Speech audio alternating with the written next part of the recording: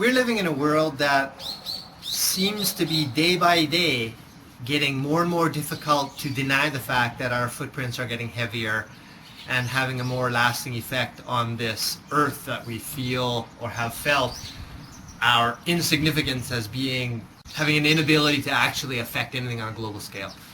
There are a lot of people that believe that global warming is just coming after global cooling, which came after global warming, and it's another cycle. And yeah, there's probably some truth to that. But I'm even beginning to notice myself here in this tiny little neighborhood in which I live. The weather patterns are changing. The plants that are growing are different. The snows are falling at different times. Things like that.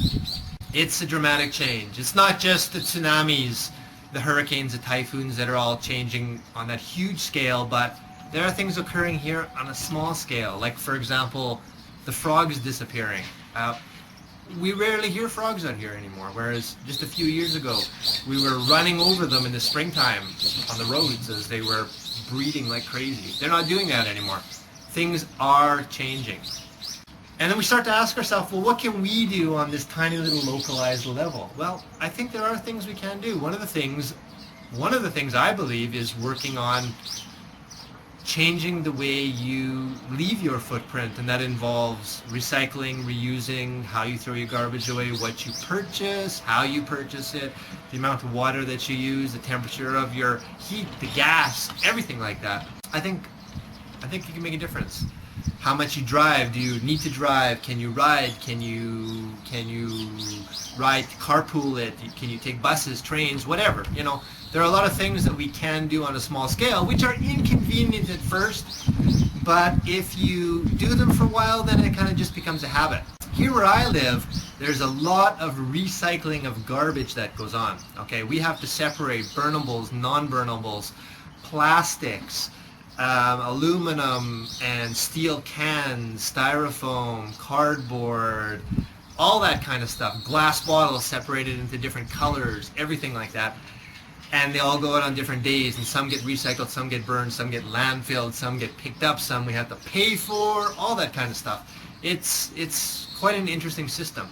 And I would like to share that with you, but not just to share you my garbage and to tell you what I'm doing, but I would like from you responses. Can you make a video? Why not make a video response showing us out here in the world, in our various corners of this globe, what you're doing or what you can do, or maybe what we can do that we don't know we can do, but something that you're doing on a regular scale and basis. Like in Germany, they reuse paper towels until they turn to powder. I mean, how many people think about that? A lot of people just use them and throw them away.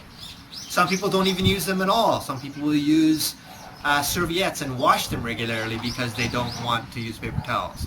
But then you have to start thinking about the water, and is there anything we can do about that water, and all that kind of stuff. There's a whole bunch of things out there that we do or don't do, know about, don't know about, that I think would be wonderful to share with other people who are watching this video. So why not throw in a video response and let us see what you're doing out there and maybe learn from you. And I hope that the little bit of recycling that I'm showing you and garbage days that I'll be showing you in the next few minutes will spark some ideas on your end that you might be able to get into or do or start doing, even if your city doesn't require it. It's always good to make a head start and start acting locally. Take the initiative. It may cost a little bit of money, but you know, that's what investments are all about. In the future, it'll come back to us. Our burnables we put in here. Plastics now have a separate plastic day. Non-burnable things that have to be landfilled go out on another day. Cardboard boxes we break down and recycle. We have aluminum cans. And we have glass bottles. These glass bottles all get separated into different colors. Batteries and lighters will also go in a separate location on a different day.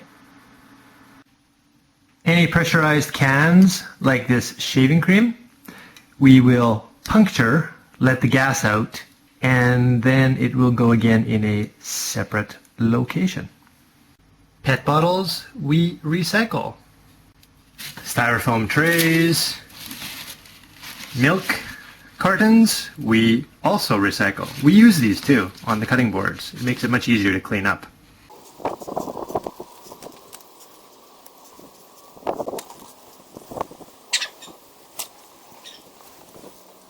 Food garbage, we compost.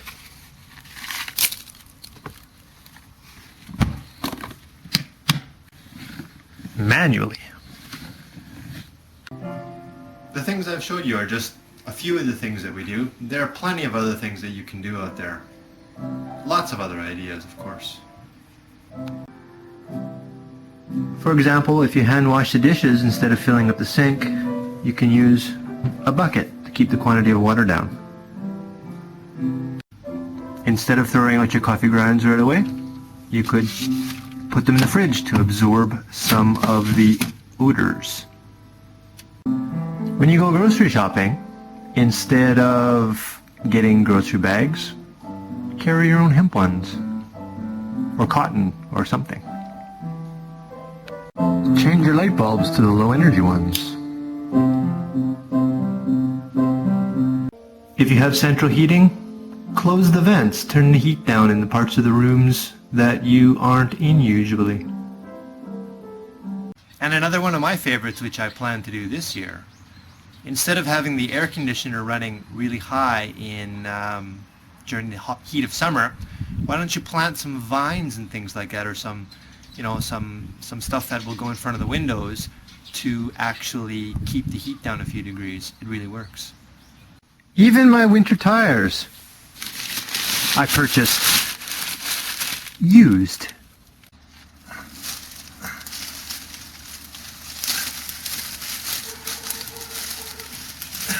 I know I do a lot of crazy things in my videos, but this one I'd like you to take a little more seriously.